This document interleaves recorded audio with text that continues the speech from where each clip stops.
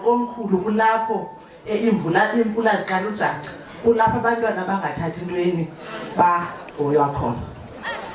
Now this for a department is a confirmation that amampondo aseNtshonalanga are reminding us as abantu baseMzantsi Afrika, are reminding us as Africans that umuntu ngabantu.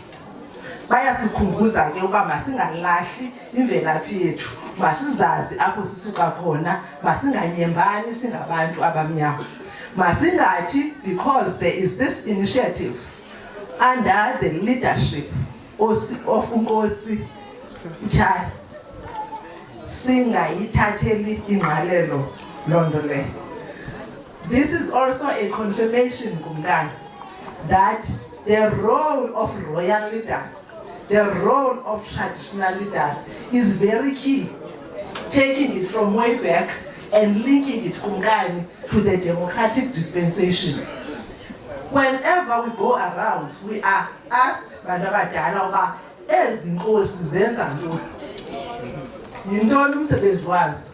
I do not expect anyone olapha Nkosi Mtshali in this event not to be able to say this is the role of our royal leaders. Our royal leaders play a clear role because the reality is that we recognize that this initiative, Kumkani, is an initiative that we need to learn from as government, as royal leaders, as traditional councils. That how do we take what has been done here, sifunde, siyise kwingqila zethu. What do we take from this initiative as government to say, nanga amampondo saseNtshonalanga, how have they done it?